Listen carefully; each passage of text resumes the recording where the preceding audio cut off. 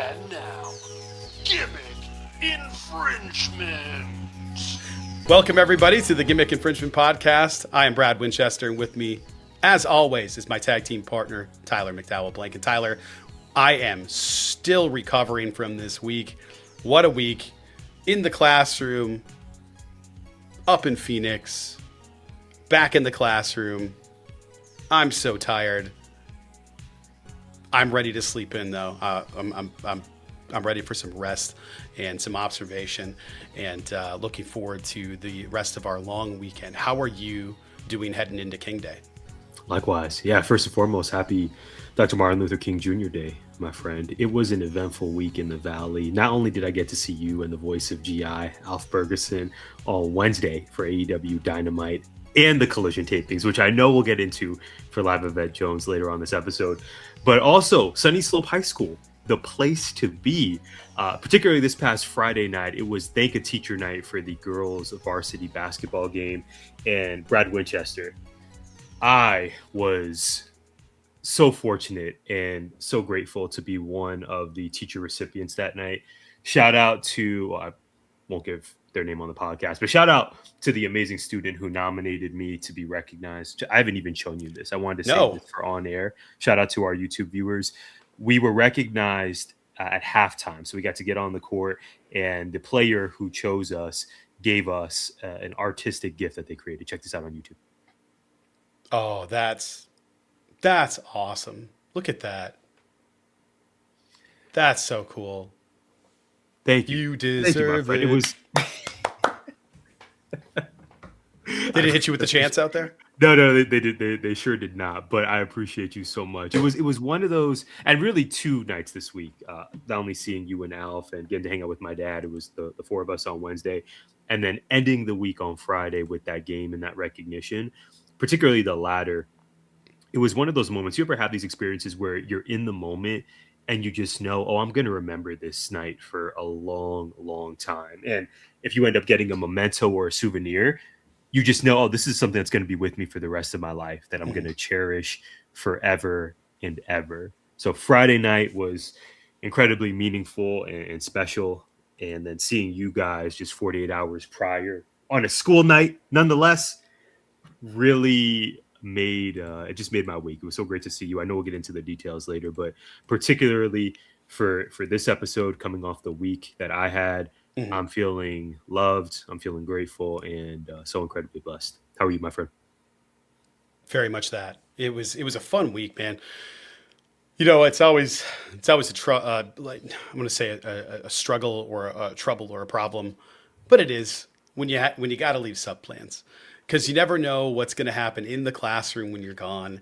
And you kind of have to go, I have to have something for them. I have to prepare well. I have to make sure that what I give them is meaningful. And I also know that none of that's going to happen. And it's just a terrible reality of it where it's just, you know, here's your assignment. I'm lucky if I get over half, you know, and that's about what I got. But I knew going in that's what was going to happen. And the kids had questions and stuff, but they were great. I had a really good report. My sub was fantastic, and it was nice to get back into the classroom and jump back in, even though I was so tired. I think we pulled into Rare Farms Loop around 12:15, and I got in and I was very thirsty, but I was debating, do I do it? Do I not? I was hungry. I had to eat. I had a literal midnight snack on a school night, and that probably paid for it because I didn't fall asleep until about 1:30.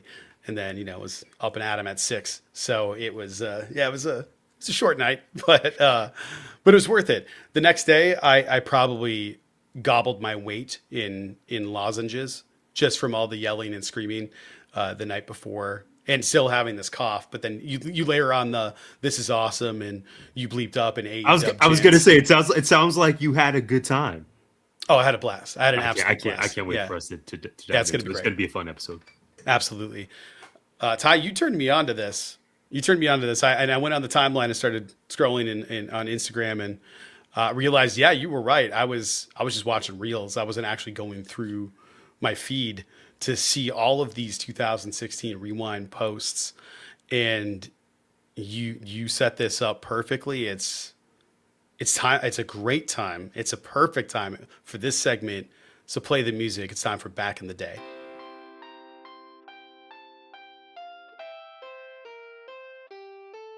And now it's time to get old school. Prepare yourselves for Back in the Day.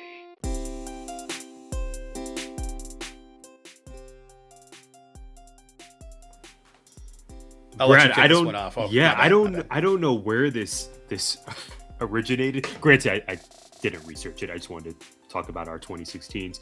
But throughout the timeline this week, from friends, from celebrities, it seems like there was a lot of nostalgia for the year that was 2016. I'll just chalk it up to it's an even 10 years ago, and perhaps this was a year that was deeply meaningful for folks all across the world. I know it was for you and I. This happened to be the year that we met. I can't believe it's been 10 full years. I spent some time before we hopped on this recording just reflecting on, man, I've known this guy for a whole decade. It's crazy. Yes. How is that possible, and how fortunate am I? So 2016, some notes that I took in preparation for our conversation. I graduated from college the year prior. I started, so 2015, graduated from U of A, and then 2016, that following year, is, as I mentioned, when I started at Marina High School. So meeting you for the first time at Tortolita Middle School's library, along with the other exceptional members of the English department, that is also a memory that is still vivid in my mind. And I also wrote here, wow, in all caps, life is really exciting and uncertain after college. I remember just trying to figure all of this out. What does it mean to be a professional? What does it mean to navigate your first real adult job and your first apartment on Prince Road, and managing money, not managing it very well, particularly in my case back then, like just figuring out all of those skills, some soft, some logistical in nature, but just trying to do your best day in and day out. It is truly surreal to think this was 10 years ago. And finally, then I want to kick it to you to hear your thoughts, because I know this was a really important year for you as well, Brad. Things in 2016, largely joyous. I remember just driving around Tucson, listening to Bryson Tiller's Trap Soul and just attempting to live my best life. So it was a pretty good year, all things considered. However, things did feel like they were shifting in the country as well, with Donald Trump's election and the fallout from that. I think it's clear 10 years later that we're still reckoning with where we're at as a country today. I say all this knowing the full weight of we're having this conversation on Martin Luther King Day, and just what does that holiday even mean now in 2026 with all that is occurring across the country.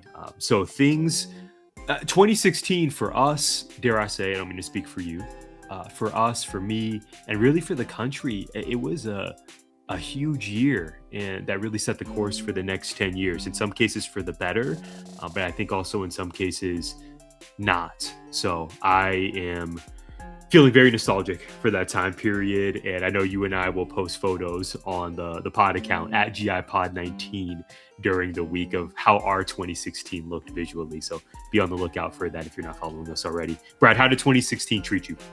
2016 was a big year, and correct me if I'm wrong, you started for the 16-17 school year, right? Not 15-16. I sure did. Yeah, okay. I sure did. Yeah, so I thought we met what, July 2016? Yeah, and it's hard. People might be going like, well, how could you not know that? Listen, man, like when we're talking school year, we're talking 2 years that span 1 year, but it's 2 years. Yeah, no, of course. Yeah, I don't weird, begrudge right? you at all. You don't. No. That's for the viewers, listeners. How did you not remember the date? Viewers, Tortolita listeners. Library. I just, yeah. Because so the 16-17 school year is all lumped in there with 16 for me. Yes. That was the first year. In 2016, I was asked to start taking over the technical director responsibilities. So that was my first year doing that. Next year will be my 10th year back there doing tech directing, which certainly changed everything for me. It was the year that I started seriously looking into it. And I think that was the year I started teaching psychology. I think the year after, because 16-17 is the year that I had to decide to get rid of one of my English classes and which one do I cut. And the first non-departmental mandated conversation we had was in the hallway about the block class, because the other teacher approached you about it. We don't need to get into all of the minutia there, but it was. I vividly remember that was our first real conversation, and it was still related to work.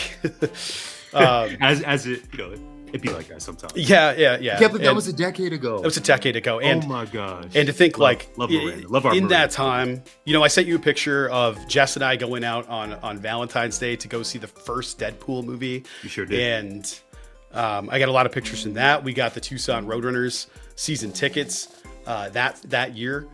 So it was in June, I think, May or June, when they revealed what the team name was going to be. We already purchased season tickets, and we were getting ready to go to our first one. And in October that year is when we found out we were pregnant, and we were gearing up for a Freya to appear in the world in June of the following year. So 16 was a very big year. My dad turned 70, and we flew up from that. All kinds of stuff happened in 2016. It was a different time. I can tell you that the Hamilton soundtrack was on repeat in my classroom around that time. Came out in late 15, and I didn't really pick up on what Hamilton was until the spring of 16. So there was a lot of stuff happening theater-wise and art and film-wise in my classroom. Avengers Civil War came out that year, and it was a big talk in my classroom. It was just a different time, man, to your point. And then you had all the political things happening and the vibe in the country shifting at that time. And, when did Vine officially die? It had to have been pretty close to around that time because TikTok picked up not super long after, I feel, but I could have my timeline all wrong. I can look it up later. But the point is that I was looking at where this trend came from, and there was a Forbes article about kind of the genesis of it, and it sort of started organically on TikTok, where creators were trying to do stuff, and they were reminiscing about a day where they didn't have a bunch of AI generated garbage, and they did a throwbacks, and Stranger Things just ended to the year Stranger Things premiered, Tyler, 2016. Check out our Stranger Things series for Stranger Things 5. It's on our YouTube channel and wherever you get your podcasts. It is weird that it's 10 years though. It's 10 years. I was telling you too, we were having a conversation off air in the production meeting. I gotta go get some new socks. I gotta go take care of the undergarments, because I was looking at the pictures and I went, pretty sure I still have those socks. And granted, they're like dress socks I'm not wearing every day. And I have kind of a lot of socks, so they're revolving, but I was like, it's time. Like, just on that's kind of gross standpoint, it's just time. So We'll see. But 2016 was just a different era altogether. Great time to be alive. Tyler, what are your thoughts before we get into our live event talk here? Because I was not watching the product. What were your thoughts of 2016 pro wrestling? And by the way, according to the photos that I've seen, apparently this was the year that you and I discovered we could grow facial hair. It sure was. What a time for it. Sure was. It was a just great time clean for beards. shaven. Yeah. 16 was the last clean face I had there. Yeah. I think just for the shape of my face, I need something here. I think without it, it just doesn't. It's just not as effective. I was pretty thin in some of those photos, and I had a jawline, and then I had a kid. And now we have facial hair. So here we love Freya here. Yeah. Okay. So wrestling wise, it's funny you asked that. The first image I have in my mind is Triple H versus Roman Reigns at WrestleMania, but that might not be 2016. I want to say it was in Dallas at Jerry World. And it may have been a couple years after, but I remember the Roman Reigns big dog babyface era just being the first memory I can think of when we're talking pro wrestling. Obviously, this was years before AEW was founded and WWE was still the biggest show in town. 2016 main event. Was it really? Oh, yep. My gosh. I don't know if that's a good thing or not that I remember. That was the main event at Dallas. Okay. Roman Reigns, babyface, big dog.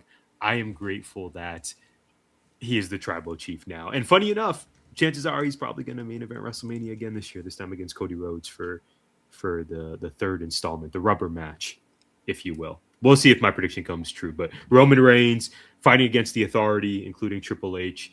It turns out Triple H has been a heel this entire time. And in 2026, we now know that. But on screen, Triple H, Roman Reigns. I don't remember much else from wrestling back then. Although NXT Black and Gold, I want to say, was just starting to cook. I want to say Sasha Banks versus Bayley Brooklyn was that year prior which is crazy to say out loud. I think that was in 2015. I'm looking at the poster off in the distance here. 2015. So yeah, Black and Gold NXT for sure was the better product, and the takeovers in particular were just such better viewing experiences than even a WrestleMania. Yeah. So Triple H can't argue on with that, screen yeah. heel, but then him having his fingers on Black and Gold, it's like, oh, he may actually be kind Yeah. of a genius with the I'm looking at with that. the pen. I'm looking at that poster right now, Sasha which Banks was Bailey. Yep. one of the posters that also inspired the podcast art that we have now. Ooh. Something similar to that, with the round logo in the center and the dots with the bars and all of that. Looking at the Finn Balor versus Kevin Owens. Yeah, NXT was cooking. Bailey Sasha. Yeah, and I know that was the main event, correct? Finn versus Kevin. Yeah. Finn Balor. Fun fact. Probably in 10 or 15 years, when we're at a wrestling trivia game, that was the main event for TakeOver Brooklyn. Was Finn Balor, Kevin Owens. Sasha Bailey was not the main event. No, and Samoa Joe versus Baron Corbin, and Wow. that was still the lone wolf Baron Corbin, I think, at that time. Yeah, and then NXT Black and Gold was stellar. do you know any of the other two matches that are on the poster anyway? Ooh, I'm gonna say I think it was the Vaudevillians with blue pants. Yep. Versus I don't think it was Enzo and Cass. Blake and Murphy, because then Alexa Bliss was there. Yes, okay, that's right. And the other match, oh gosh, was it Apollo Crews? No, it's one that you could have, like, you could give me Tyler Breeze. I would have never had Jushin versus Thunder Jushin Liger. Thunder Liger. Yeah. Yes. Like, that card was loaded. I remember that. Oh, I think Liger that was on opened the NXT show. card? Yeah, that's crazy. I think that opened the show. Okay. Yeah. I can't believe I didn't start with talking about NXT. Yeah, that's right. Yeah, so we had that juxtaposition. It was so tangible. It was, okay, the main roster is not giving what it needs to. Yeah. But, if you go to the WWE Network, funny to say that out loud, and you check out NXT 1 hour every week and these takeovers we're getting, this is the way. This is the future. Yeah, they were putting on incredible wrestling, and Tyler, we saw some incredible wrestling this week. We're going to get into it, so no transition here except play the music. It's time for Live Event Jones.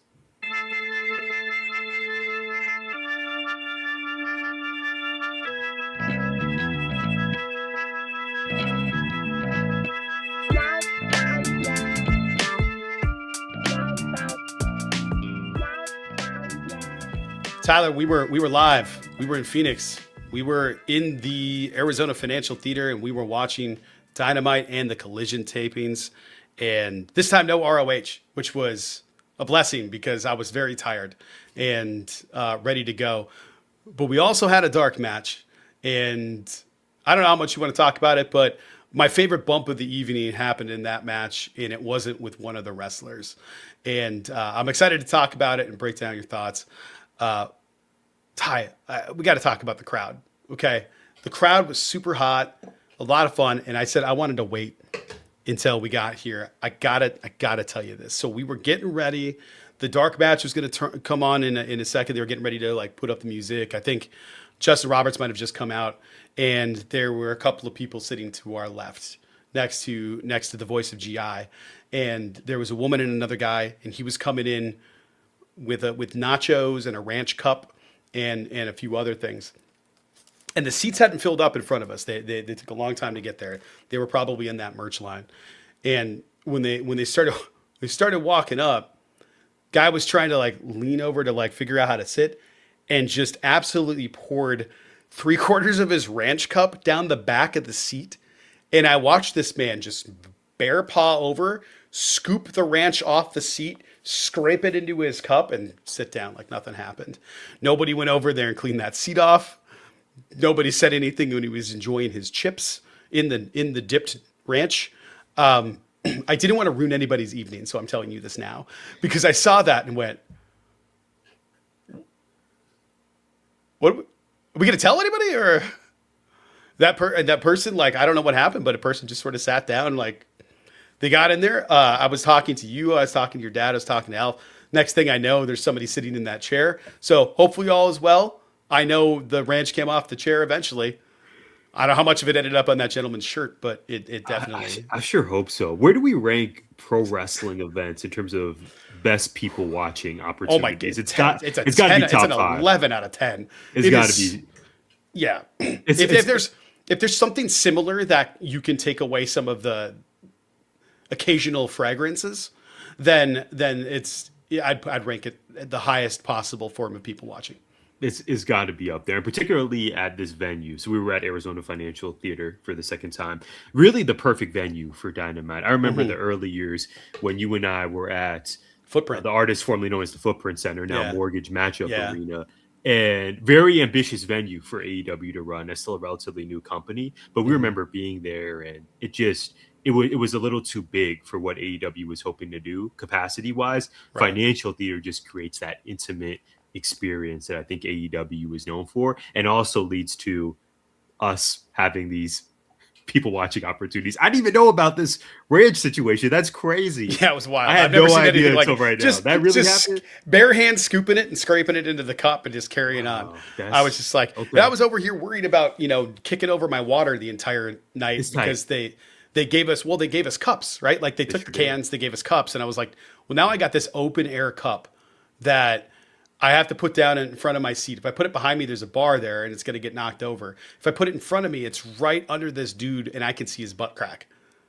And there's just something about going like, I got a little bucket of water underneath this dude's exposed. I did not even consider the implications. I saw the gentleman's butt crack in front of you. I didn't say anything. A, because I knew you probably saw it before me. And B, we would just talk about it on the podcast. So I knew we would be okay. I did not consider the ramifications of I was scared. An open air beverage, a cup.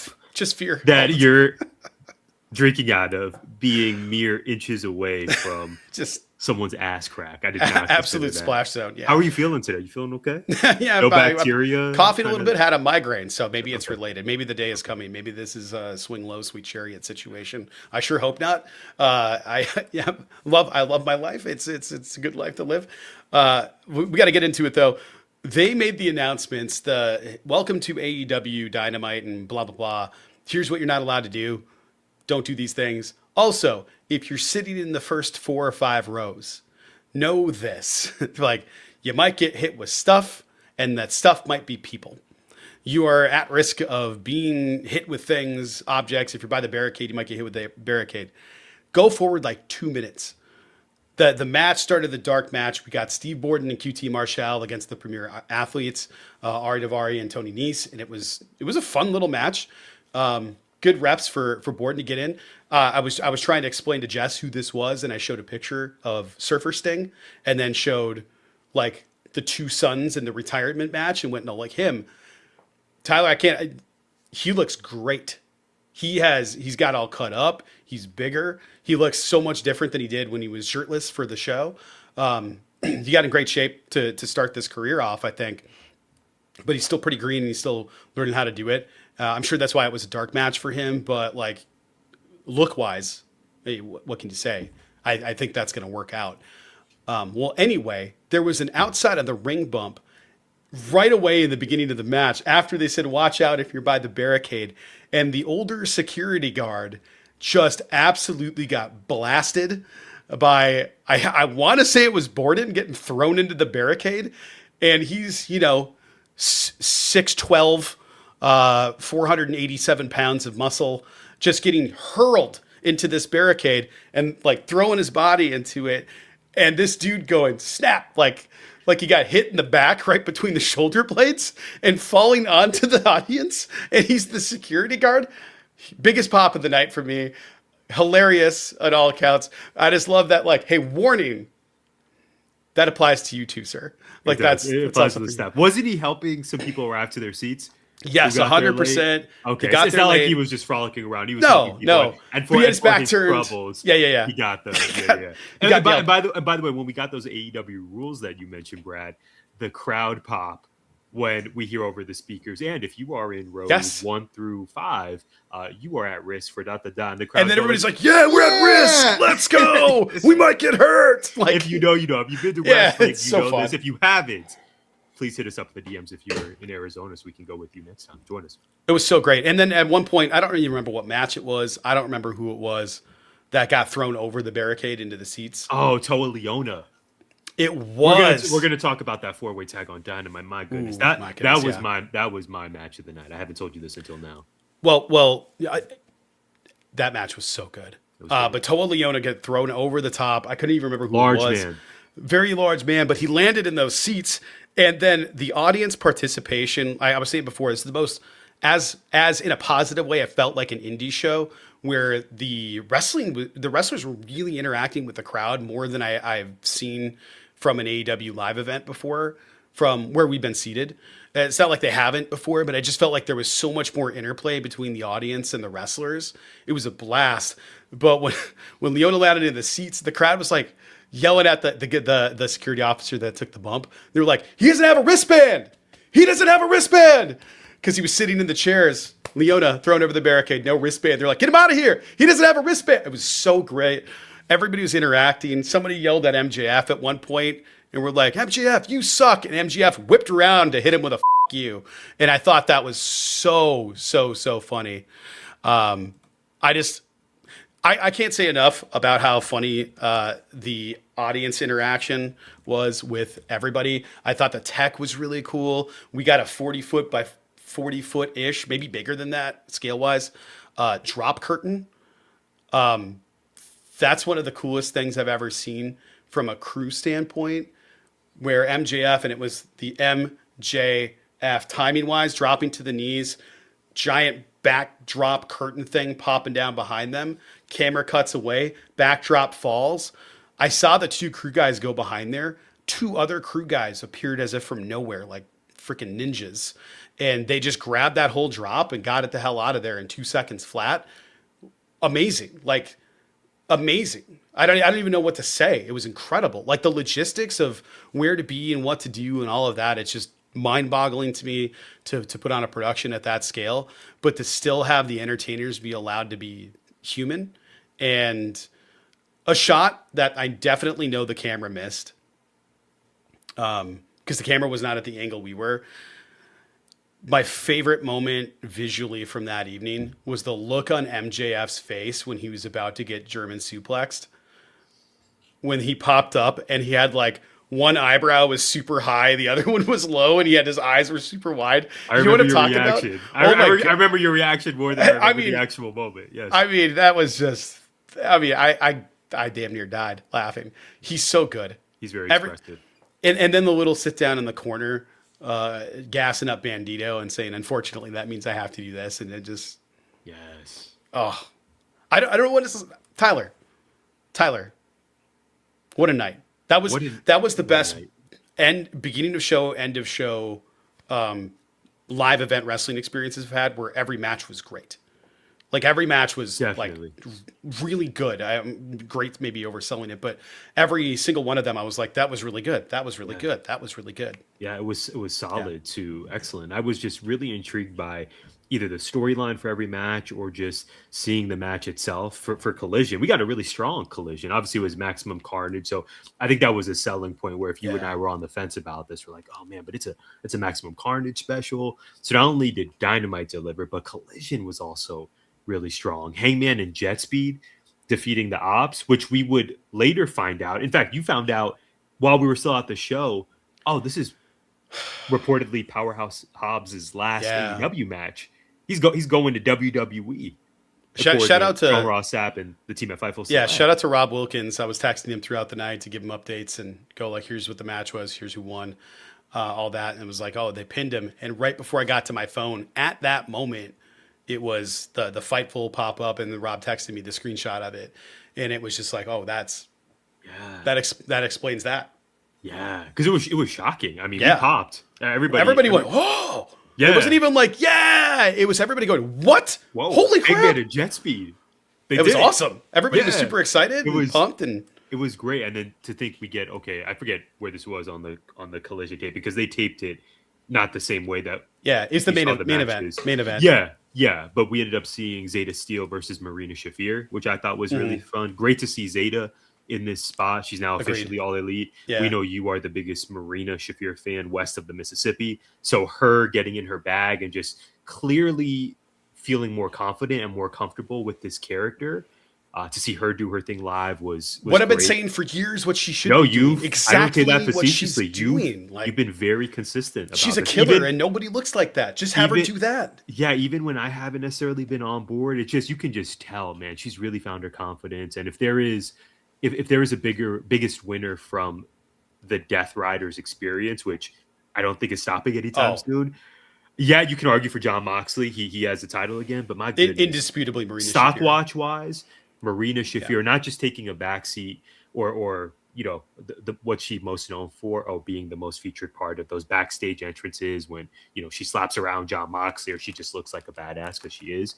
But the fact that she's now front and center and is getting one-on-one matches and winning them, I thought that was a really fun mix with her and Zeta. Just some quick notes that I took, Brad, from the experience. And thank you for sharing your tech observations. I meant to ask you about that. From a live event experience, first note I have, Kyle Fletcher's babyface run is going to be a movie. All caps. Apparently, he's already having so much fun out there with that. Like, yes. I don't know if we were in commercial break or what, but he was having a really good time with the crowd as a babyface. Yeah. Apparently, and I'm not even sad about this. I'm very excited. Apparently, I'm not the only Kyle Fletcher stan in Arizona. It was jarring to me in a positive way just how over he is, because ostensibly he's still a heel in AEW, is he not? He's a centerpiece of the Don Callis family. Yeah. But his entrance, the entrance theme, very popular with the crowd. And I don't think I've ever told you this. I don't think I've ever said this to you at a live wrestling event. I was so excited that we were seeing Kyle Fletcher. I nudged you with my elbow and I said, wait, Brad, he's going to take off his pants. Yeah. Is a quote. He's going to take off. He's going to do the like slow. Yeah. Production team is too late. Yeah. He's going to do the slow, sensual pants removal. Yep. And predictably, and he sure did. Everybody went up for it. Yep. The women, like the men, one leg, the children, faking people out. Yes. Again, this is a heel. It's great. But we're jamming to his song. He does the slow pants removal, and the crowd goes up for it. And like you said, Brad, you could tell enough how much of this was caught on the actual Collision that we saw on TV. But from a live experience standpoint, he was interacting with the crowd. The crowd was just clearly for Kyle Fletcher, and that stood out to me of wow. Not only when he becomes world champ one day, because I'm convinced that's going to happen sooner than later, but him as a babyface is something that's really intriguing to me, because I would imagine he's not just getting those reactions in Phoenix. I would imagine that's pretty common wherever they go, because he's that gifted and that entertaining. My other notes, Kenny Omega really is a living legend. For us to be able to see him on Dynamite, I was looking forward to him popping up as much as any match that was advertised, because we know he's not going to be wrestling forever. So we got to see him fight at Double or Nothing back in the summer, and here we are in January getting to see him cut a promo. And for him to come out when he did, with Swerve versus Hangman, I didn't see that coming. Right. And I was just enjoying the Kenny Omega experience, because I don't know how many more opportunities we're going to have to witness him in action, or at least be in his presence, if you will. Mm-hmm. Yeah, and into your point, I thought, well, we're going to get a Kenny appearance on Dynamite, which means we're probably going to get a Kenny match on Collision. And the way I got super excited about it, and as soon as Don was like, "You want to wrestle?" I was like, he's going to say next week. And then sure enough, next week. Next week. We don't have it. Yeah, we know how this goes. They got to bring you back. They got to sell you a ticket for. Yeah. But they could have sold me a ticket for Saturday, which was also Wednesday. So this is true. Yeah. My final two notes here, and I want to think critically about this one, because you and I had a conversation during the production meeting about this, because we've been to enough wrestling shows now that when it's time for a women's match, when we see these beautiful, talented, powerful ladies come out and do their thing, there's usually two types of fans, specifically the dudes I'm speaking of. They're either fans who are like, yes, let's go, clap, let's stand up, like we're locked in. And then there are fans who are still just problematic and just not awesome. In my notes, I wrote Sky Blue, no notes. She is great. All of the women on this show were fantastic. We got to see Willow, which is always a joy. Chris Statlander, Harley Cameron, Sisters of Sin. Again, going back to Sky Blue, Sisters of Sin are awesome, and I think Tekla was one of the more savvy signings that Tony Khan has overseen in recent years. Thank you. Sky Blue and Julia for sure, future tag champs. Sky Blue to work her way, kind of similar to Hobbs, to work her way up from a talent that was used on AEW Dark. Very similar story. Work your way up from Dark. Injury, come back bigger. Like very, very similar. Once again, Sky Blue, no notes. She is fantastic. Speaking of people who are fantastic, finally, Bandito. I wrote he may have had the best 2025 of anyone in AEW. Yeah, 100%. And finally, I put over in all caps. And this was really savvy from a standpoint of marketing this show.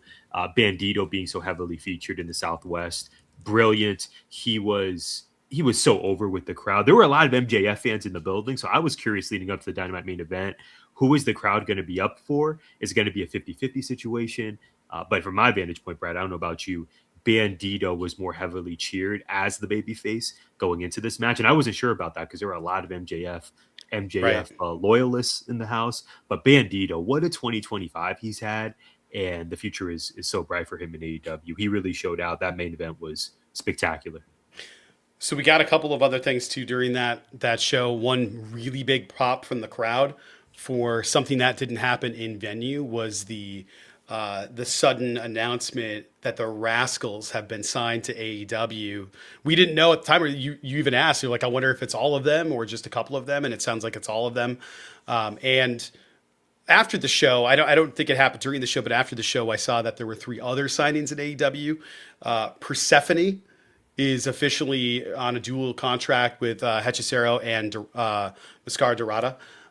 Both of them are coming. Well, they've been doing stuff for years in there, it feels like, but I was as excited for Persephone as anybody. I didn't even realize she was on the list because the other 2 were listed first, and then I saw her and I was like, okay, we got to talk about her coming on here because she's great.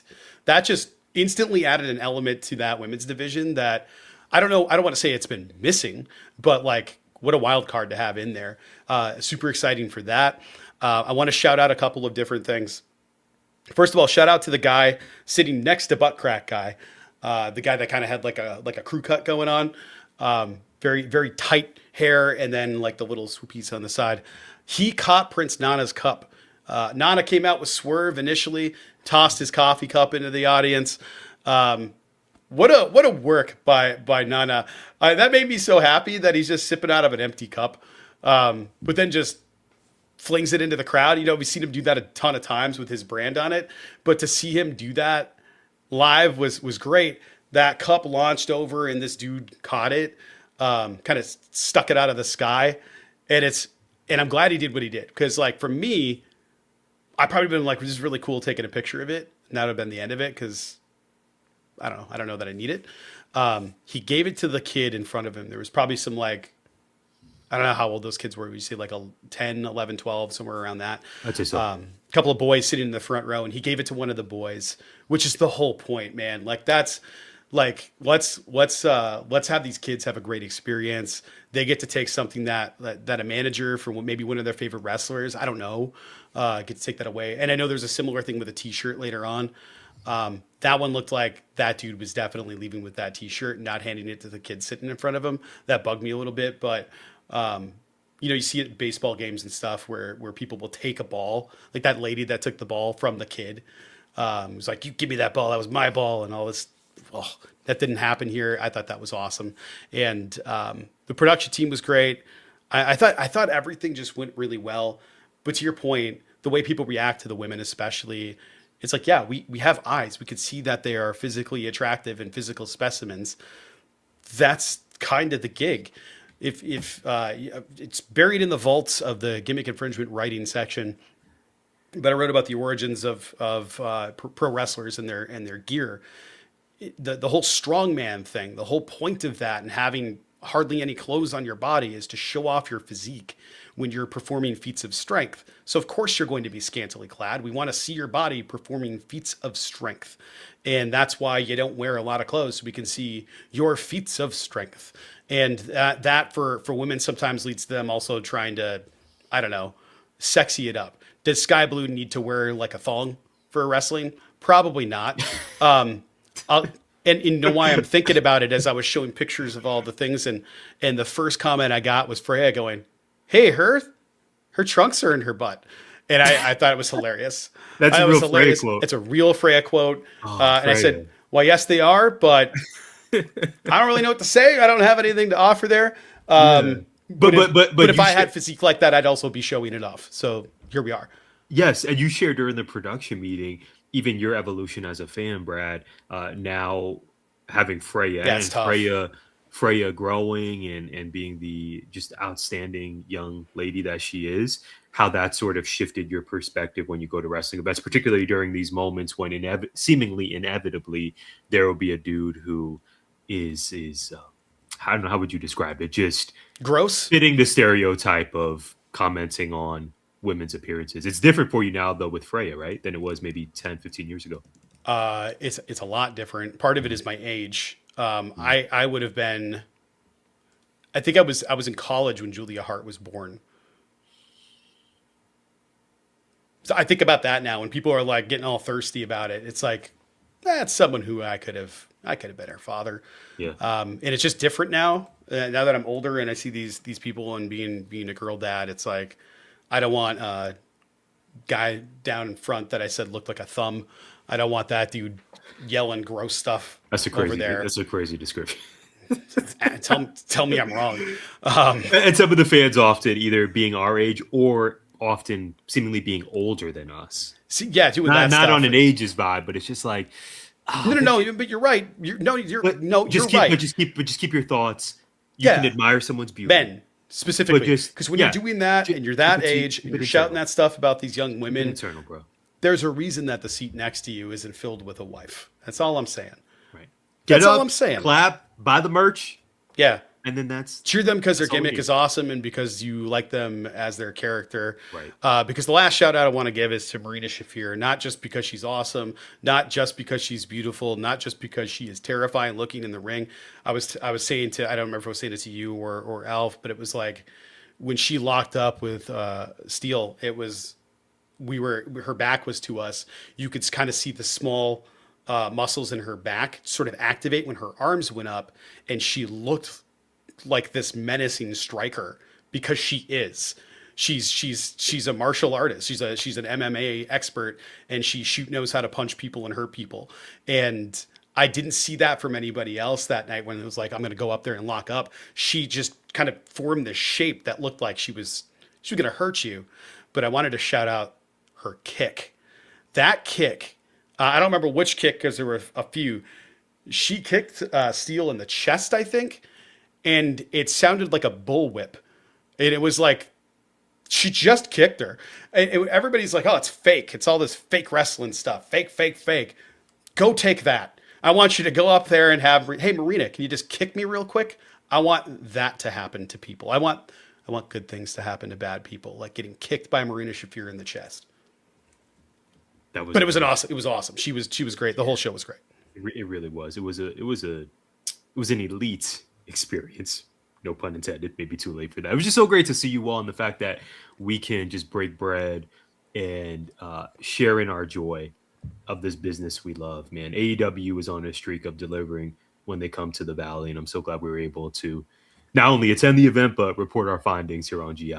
I will say one final thing is we talked about this, but having Alf there with us, and I think being first live event, he's been that close to the talent. Listening to him chirp at the refs and at the wrestlers, and just suddenly going, Darby, are you okay?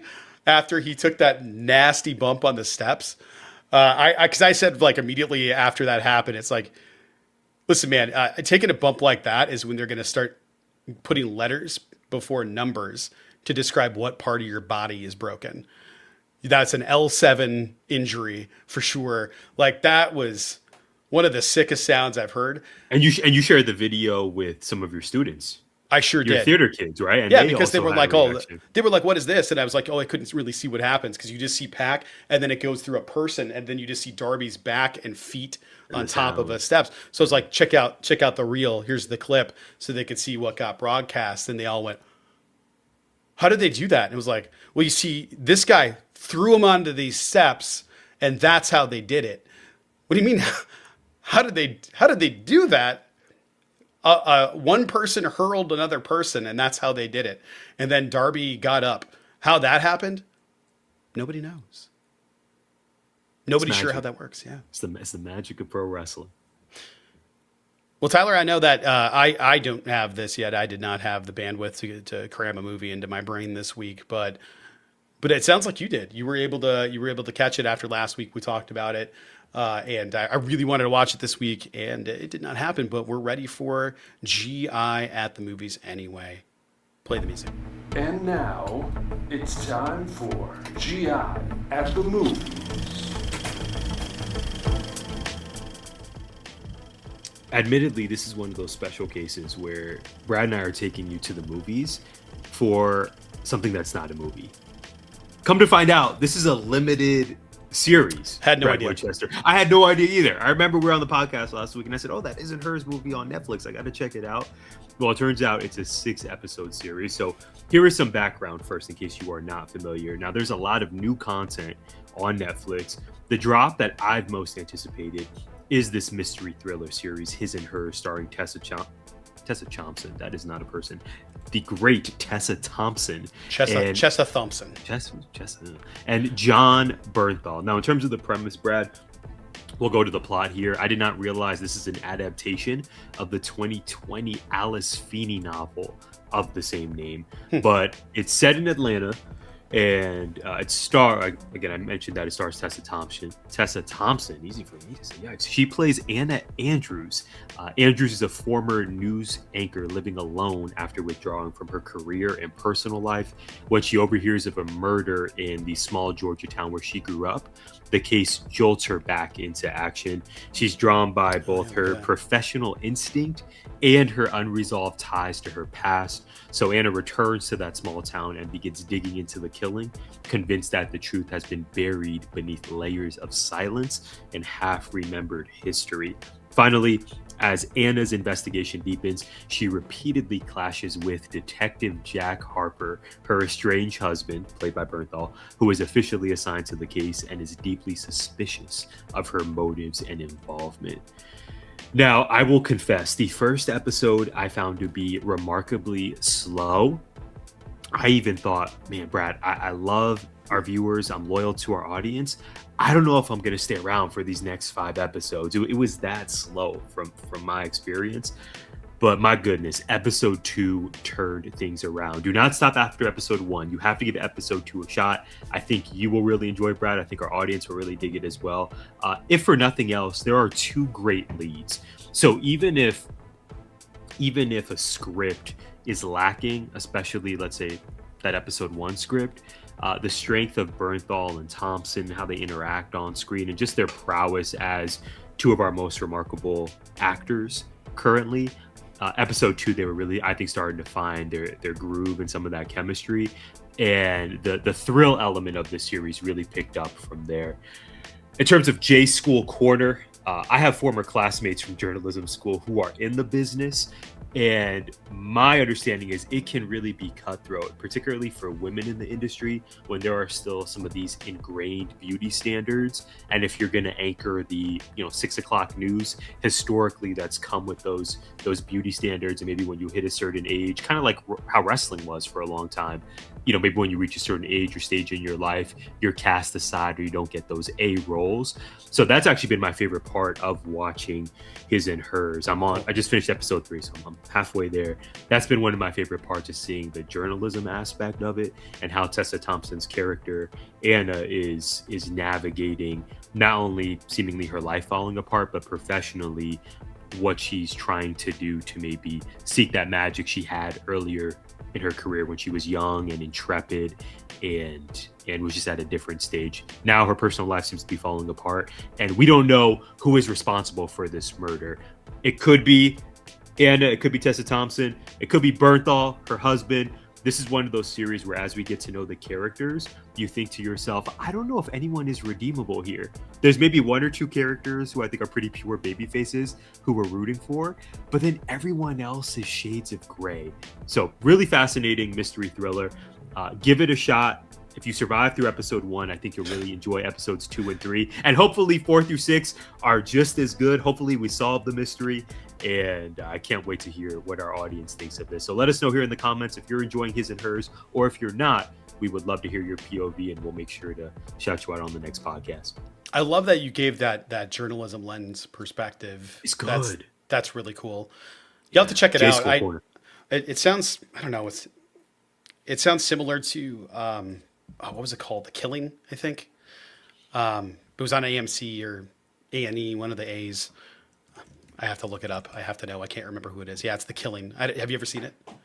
No, that name is very on the nose. When I heard you say it's on AMC, I started twitching a little bit because TNA is on AMC, and I have thoughts on that premiere. I don't even think we've spoken about it because the week was crazy. It was between rough. Our event, between school business. It was rough. TNA on AMC. I'm still twitching because it was terrible. We will get to that later. But sorry, no, excuse my twitching if you caught us on YouTube. I have not heard of The Killing, but that name seems very on the nose. I'm intrigued. Oh, it either started or ended in 2014. Excellent show. I love the first 2 seasons. It got dropped and picked up by Netflix for a 3rd season. And then they really ramped up the adult nature of it and changed the language and some of the sexual content. They went from, hey, this is going to be on later and it'll be pretty adult oriented, to, okay, this is on a premium channel now, real quick. And I didn't really like that shift, but I think you would really enjoy the show. It's sort of a murder mystery, but you really care about the 2011. That's what I'm seeing. Or maybe it was the first 3 seasons. Regardless, it's a solid show. Broadchurch, also another great show. It's a BBC production. But if you like some murder mystery kind of shows and you like following interesting characters through their own personal journeys while also trying to solve this mystery, I think you'd really enjoy those.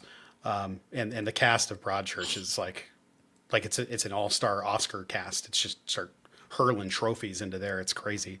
So it's a good watch. It sounds like this is a good watch, but we have one particular watch we care most about here on GI. Steph Watch. Last week, we discussed Stephanie Vaquer's ankle injury and the sneak attack from Raquel Rodriguez. I know you remember this, Brad Winchester. This week, we're discussing Raquel beating the brakes off Stephanie again. This week, they had a face-to-face promo segment on Monday Night Raw. Mm-hmm. Now, my mission is unchanged. You know this about me. Steph must arrive at April's WrestleMania as champ. We get closer and closer to that big event with each podcast we drop. I will accept no other alternatives. I'm here for this feud in the meantime, as long as our women's world champ La Primera is able to heal and come out victorious. Also, I don't know if you saw this, Brad. Her debut action figure drops this spring.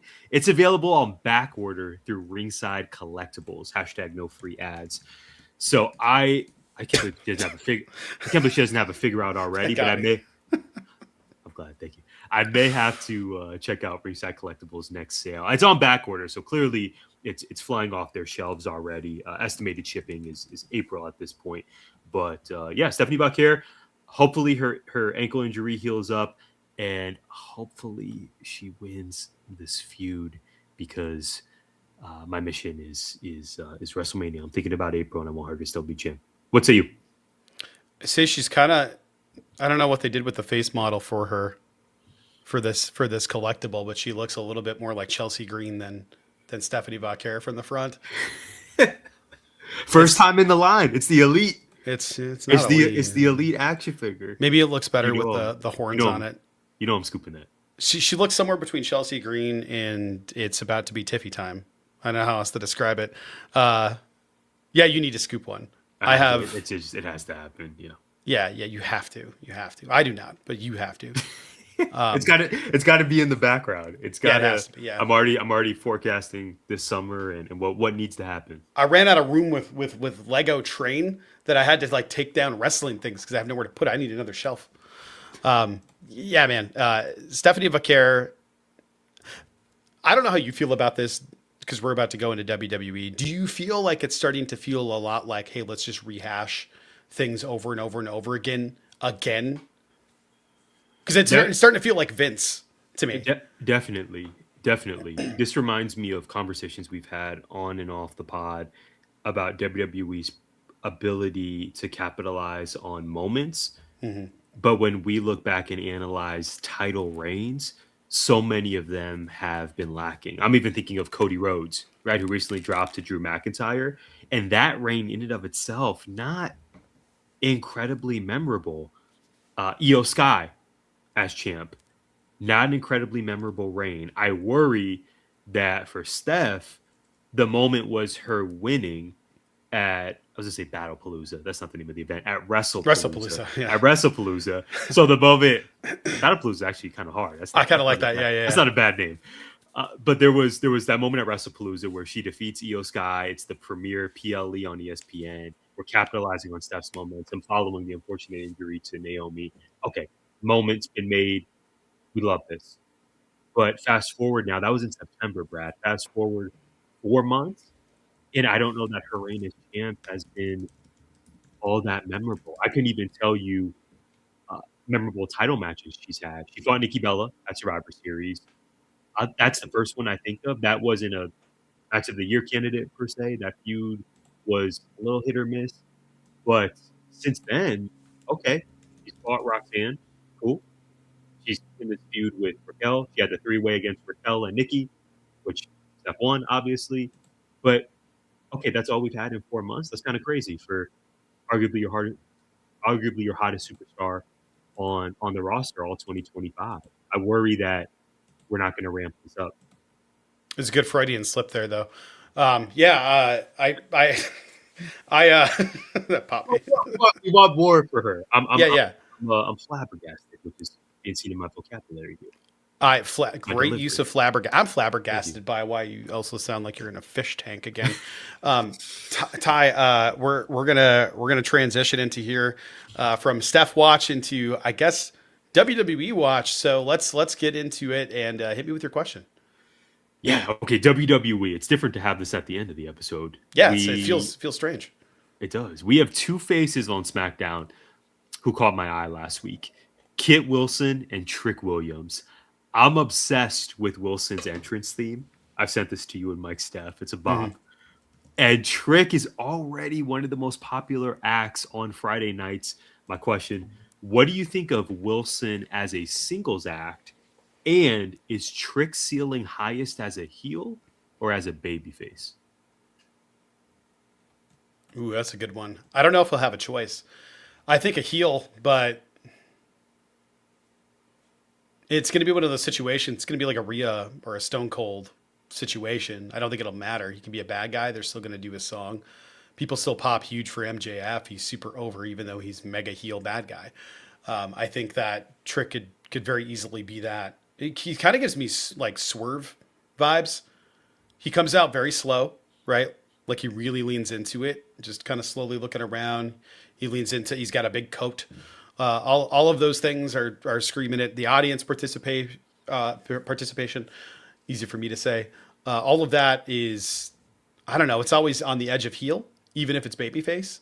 So I don't know. I think shades of gray is the move for him. Have him go either way, but have us be okay with it. I remember having a conversation, God, probably like 4 years ago now, about Orange Cassidy in one of the matches where he straight up cheated to win because they were cheating in the match. The heels were cheating, and Orange Cassidy just, I don't know, he used like brass knucks or something and cheated to win, and we all cheered him.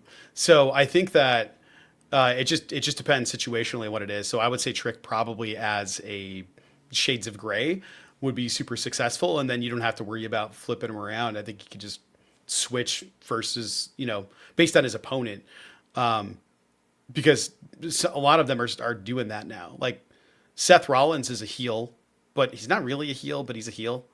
He's just Seth. Like if Randy Orton were to punt Cody Rhodes tomorrow, he'd be a heel and nobody would be surprised. I think people would cheer because we got old Randy back. Right? Like I don't even think anything would come of it. It'd just be like, oh, cool, he's back. And that would be the end of it. So as far as Kit goes as being a singles out of Pretty Deadly, I feel the way that I feel about Penta being a singles person. Whenever you take a tag team, for lack of a better word, a tag team specialist, and tag team specialists are always good singles wrestlers, or it doesn't work in the tag team at all. I understand all that, but when you take a tag team specialist, there's going to be the looming, when are you going to go back to the tag team forever? No matter what, unless the injury is so long and so substantial that you can separate yourself forever from that thing.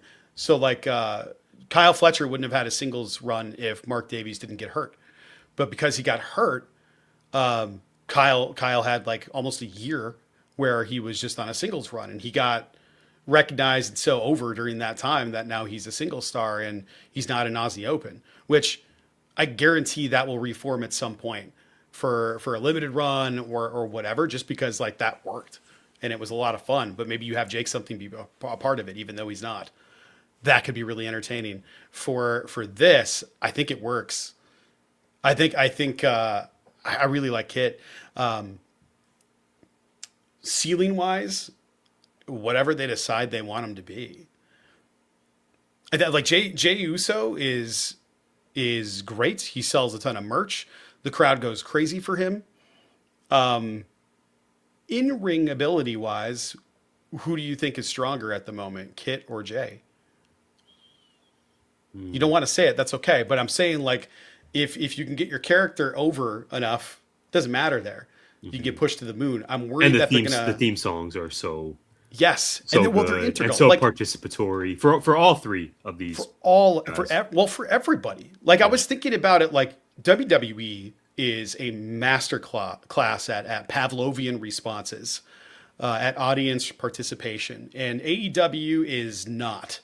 They're just not. Mikey Ruckus can turn out a banger of a song, but the beginning of the song is always like whenever Megan Bain's music hits, I go, "Who the hell is this? Who is this?" I'm looking at a bunch of clouds and hearing not like the Pegasus. Some choir music in the background, and it takes me a minute to figure out what it is.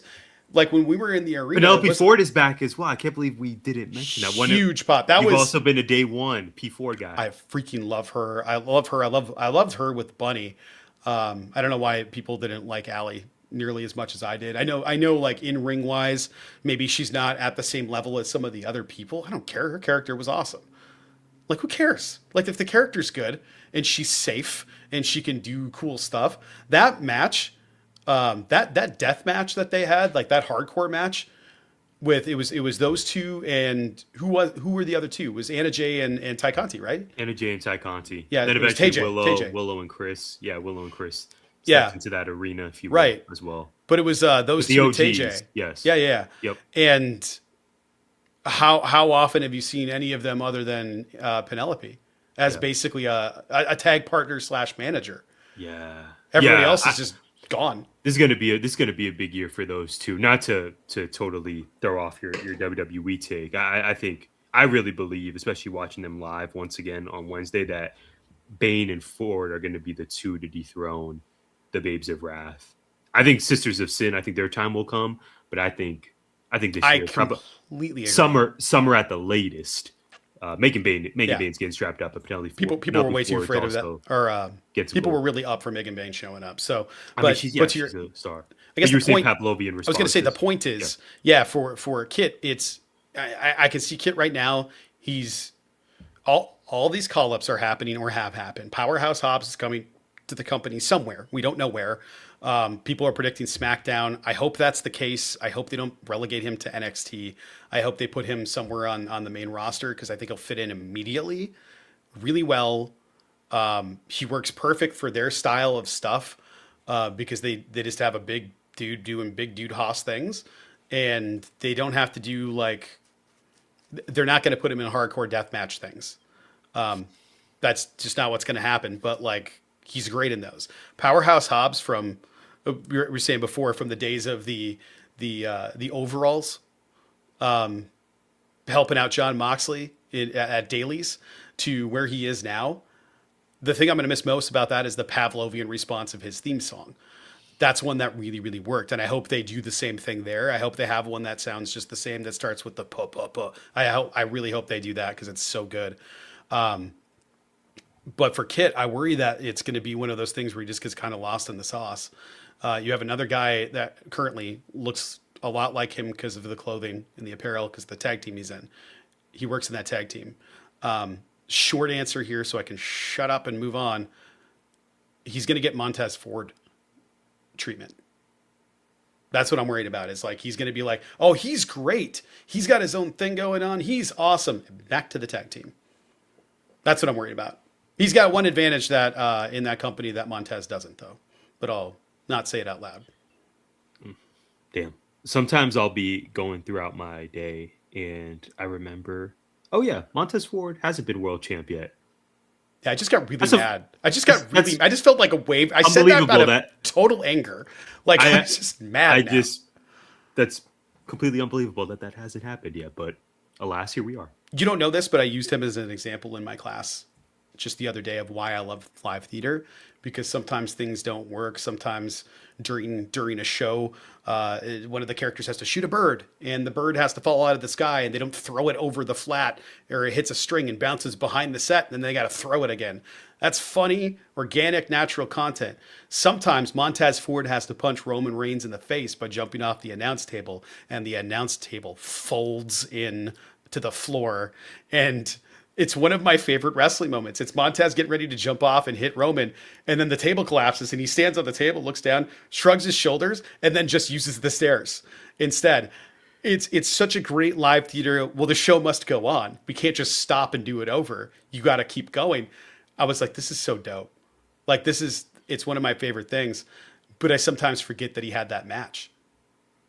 World champ Roman Reigns for 4 years. Montez Ford was fighting that dude, and on a singles run.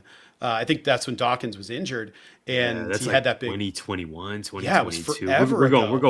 We're going in the 2020s vault for that one. But we were talking then about how much of a star he is and how he could easily be world champ. Yep. And it just hasn't manifested yet, and that kind of bums me out. But that's the blessing of having all these different companies that exist now, where if it's not working out, he decides to leave. It's just the lifestyle and the opportunities outside of the ring that WWE provides, especially on a global scale, is just different than the other companies. AEW will do it nationally to a much smaller extent. It's not like you're not going to get paid, but it's not quite the same thing as like the WWE exposure on ESPN, on the worldwide platforms, and all these, streaming services that exist in perpetuity. It's like we don't even know if HBO Max is going to be HBO Max or if it's going to be Netflix Max. We have no idea what's going on. So, for him to make that decision, it's great. But to know that all the wrestlers are talking with each other, also great. So if it doesn't work out as a singles run for Kit, and he goes back to the tag team, worse things have happened. But there's other opportunities out there. Maybe not on A&E. Tyler, my question: a whole bunch of WWE is happening worldwide, as I just said. I went like that and a shadow went behind me. That was just terrible timing, and it was a bird flying in front of the screen. If you're on YouTube, you just saw me do a magic trick, but it was just really great timing. Wow. Okay. Germany this week. We got Saudi coming up, obviously the States and all over the place. Hopefully another Puerto Rico show. Because that's on my what did we miss for this week, but we'll get there. So Tyler, I'd like to know your thoughts on Sami's Isla punches. I don't know if you caught this, if you saw this. Sami's punches to Ilya Dragunov's face were just punches to his face. He was just punching him in the face. So let's say, and Sami got the win. Let's say Sami wins the tourney. Okay. Sami beats Drew in Saudi at the Rumble. Absolutely a scenario I can see happening. If that happens, let's play it out here. If that happens at Elimination Chamber, is it a heel Cody that takes it from Sami, or some other outcome? Because heel Cody taking it from Sami would set up heel Cody babyface Roman Reigns for WrestleMania. Precisely. Yeah, I'm picking up what you're putting down. and I love it. That would be, in this scenario, that would absolutely be the move. I know you heard those boos from the crowd on SmackDown. They were totally there for Drew, which makes sense. The way WWE scripted this, how these next few weeks of TV would play out are exceptional. At some point, you have to move Cody Rhodes to being a heel. It just feels like it's time. The crowd reactions, the potential match with Roman, the rubber match that we spoke of earlier. And if there were no other way to cement him as a heel in your scenario, Brad, dethroning newly crowned champion Sami Zayn after all these would be years, the biggest heel move. And especially, I'm not saying I want this per se, because there's too much of this in WWE and AEW, definitely in TNA as well. We'll talk about my thoughts on Genesis later. I don't know that I want him to cheat to beat Sami Zayn in your hypothetical, but whether he does or whether he doesn't, that would be a heel move to dethrone Sami Zayn. And to your point, that would get us to Cody versus Roman 3, but this time the storyline going into it being completely different than their previous two matches. My answer is yes, an emphatic yes. That would be the way. What I would love is a clip before that happens of just Cody backstage talking on the phone, right? And he's like, "Yeah, you were right. I'm sorry. You were right. Yeah, I'll see you there." And then hanging up. And then when we get to the match, it's Kevin Owens costing Sami the match. And he and Cody making amends because Cody going like, "Yeah, you were right the whole time. I'm sorry." All of that. Long-term storytelling. Some KO integration. Yeah, the only problem process that. The only problem with that is that would mean another KO Sami Zayn match, and I don't know that I'm ready to see another one yet. KO Sami. But I don't know how much time these guys have left. Sami seems to have a little bit more time on the timeline than Kevin Owens, just because of the injuries stacking up, and hopefully KO is getting healthy and is out of pain. That's the most important thing for longevity and all of those things. But I just miss KO. I saw the NXT Kevin Steen audition where he popped off and is like, "Is it because of this?" No, it's "I'm jealous." It's the thing that got him the job, the promo that got him the job. It's so good, and it made me go, I need to see Kevin Owens in the ring again. I need to see him on the mic again. I need to see him with gold again, Tyler. Yeah. I'd be here for that, because if they have a last match, that's got to be the last match. If Kevin Owens' last match has to be against Sami Zayn, or Absolutely. It doesn't make any sense. Yeah. And maybe the other way around too. Maybe Absolutely. KO. Yeah, I just former WrestleMania main eventer Kevin Owens. Absolutely. All of it. So, what did you think about the punches? I don't know if you saw them. If you haven't seen them, I did not. No, okay, I'll see if I can find a clip. I saw Ilya jump off the rope and I always call him Ilya. Ilya. I saw him jump off the rope and hit top rope and hit Sami Zayn with his two boots, which was awesome. It's awesome every time he does it. I admittedly did not see the punches. It was snug, I take it. Yeah. Both ways. It was giving me FTR Briscoes. Like, it was not wow. like damn. And like you said, yeah, I did see Sami got the win. He sure did. I just I saw Julia in action as well. Happy for you. It was so that yes, thank you. I don't know if you saw the color from that match, Sami and Ilya. No.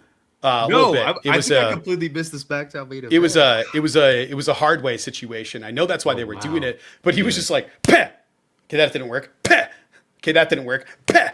He was just nailing them. I was like, "Holy crap!" I haven't seen that. Was such an old way of doing it, but it's also exactly their background, right? Like, he's not a New Japan strong style. Ilya was UK. I can't remember what the name of that style is, but it's like the British version of strong style. Mm-hmm. So he's that background of like, yeah, when we hit each other, we're just going to hit each other, and as hard as we can.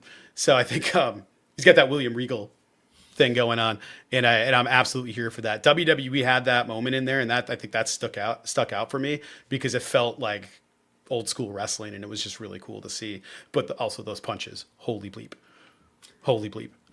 Okay. Ty, what did we miss? Yeah, so although I clearly did not catch besides the punches, the SmackDown main event in its entirety, I did catch a lot of TNA over this past week and even into the weekend. Not a decision I regret, Brad, but one that I have some commentary on. So TNA's AMC premiere, it was flat out atrocious, bro. I just and you know it hurts my heart saying this as a day one TNA fan. It was giving WCW 2001 vibes, which is the exact antithesis of what we were sold with this new era. Inarguably, business has never been better for TNA. They landed this promising TV deal, and I think universally, it was it was just not enjoyed by fans near and far. I'm still stunned at how things went down from it. I need to give myself time to still process it. 72 plus hours later, it just was not good, Brad. There were only 3 matches on the card. The signings they had, the names that popped up, happy those talents got signed.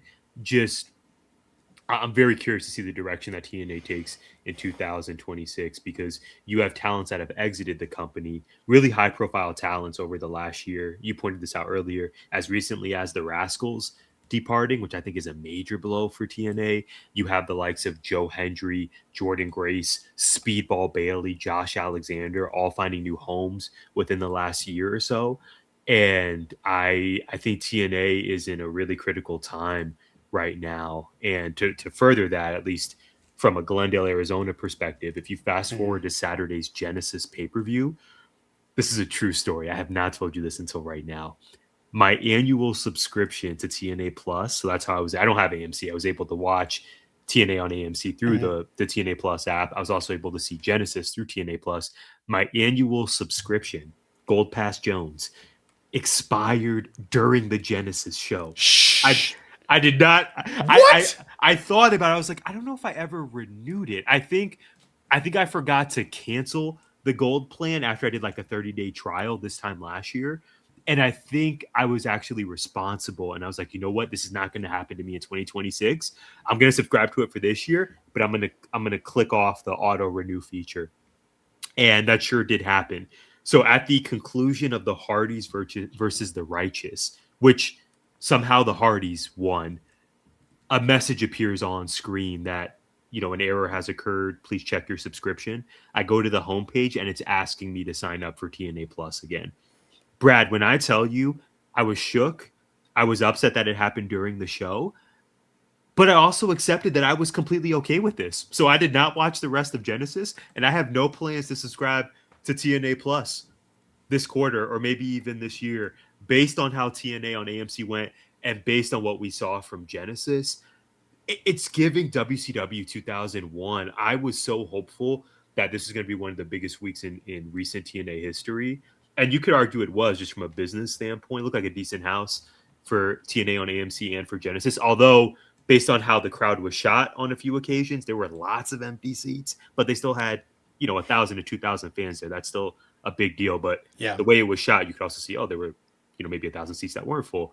Anyway, I'm happy for the talent involved, but the work, the creative, the storylines that talent are given right now, it is not good. And I no longer have my annual subscription to TNA Plus, and I am completely fine with that. I slept so well last night. So well. One of my best sleeps all month, in fact. That's funny. Yeah, so that's number one. Do you have any thoughts? I have more notes on what did I miss, but do you have thoughts on the state of TNA right now? I do. There it is. Okay. It was driving me crazy. So July of 2022, we were at the Kierland up in Scottsdale for chest head surgery, and we were up there enjoying the resort, and I got sunburned like crazy bad out there. We had a little covered gimmick, but it was worthless. Well, anyway, Tyler, during Money in the Bank, because I was trying to figure out what year it was. It was like July, WWE. What year was this thing? Money in the Bank was on July 2nd, and we were up there for the 4th. I was sitting out underneath the covered thing, trying to watch Money in the Bank while also enjoying the pool, and my Peacock subscription cut out in the middle of it. The same thing happened to me, like back in 2022. So I totally understand. Your feelings are valid, my friend, about your subscription cutting off in the middle of an event. Thank you. Yeah. It was jarring, but I just went straight into acceptance. I was like, you know what, this is this is a sign from the Lord above and or the universe that just my energy does not need to be with TNA right now because they let me down. But Elena Black signed a 1-year deal. KJ Orso popped up on the pre-show for Genesis. So I just hope that new talent will emerge and will be given spots to shine, because I just don't think TNA is in a healthy creative position right now. And this week just totally tanked my excitement and clearly my subscription to their service. We shall see. Final 2 notes, and I want to pass it to you. U of A men's basketball is still undefeated. They are 18-0. Shout out to our Wildcats. Bear down today and every day. And then finally, Brad, the Golden Globes occurred since we were last on air. Big winners of the night included PTA, Paul Thomas Anderson, and the cast of One Battle After Another. Tiana Taylor won big. I think that even opened the show, which was great to see. I am not happy that Sinners only won once. And I want to say the category was like biggest box office achievement or some sort of... some sort of just that's what it not was. Top tier. Like, okay, thanks, but all right. I'm surprised that Ryan Coogler nor Michael B. Jordan walked away with any individual awards, but alas. I also found it interesting that the Golden Globes now has a Best Podcast Award. Amy Poehler's Good Hang won for this year. Maybe Gimmick Infringement 2027. I'm just gonna plant that seed. Yeah. Golden Globe Academy. We are here. We talk movies. But that's all I got for What Do We Miss. I'm gonna pass it to the best co-host in the land. What's going on, Marina? I was going to bring up the Golden Globes, but you already did. And the only other thing I had on here was Bad Bunny. Benito dropped a Super Bowl teaser video to tease the upcoming Super Bowl halftime show. It is awesome. It's only, I don't know if you saw it, it's only about 2 minutes, but it's great. It made me really excited about the possibilities of what this halftime show is going to be, and also the possibility of the nefarious practices that might happen around it. And because of it, because our government has turned into something that it shouldn't be. And I'm terrified that our own president doesn't know that Puerto Rico is actually part of the United States of America. But anyway, I think that's it. Aside from terrible things happening all around us all the time, everything's on fire, and we're that dog meme saying everything is fine. I think everything's fine. That dog meme may have dropped in 2016 as well. It's been one of the best memes ever. I mean, it's so seems like fine. Year in and year out. It's unfortunately it's applicable many times. It sure is. Brad, this was fun. Nevertheless, I am grateful for you. I am grateful for everyone who tuned in to watch, to listen to us, everyone who does week in and week out. If you have not already, we would love for you to follow us at GIPod19 across the social spaces for exclusive show updates and more, including photos of Brad and I from 2016. You do not want to miss that this week. We thank you all so much for joining us for this edition of GI, and we will see you next time. Happy MLK Day. Gimmick Infringement is a part of 19 Media Group. You can listen to us on Apple, Spotify, iHeartRadio, or wherever you find podcasts. You can also find us on YouTube via the 19 Media Group channel. Please like, subscribe, comment, and share.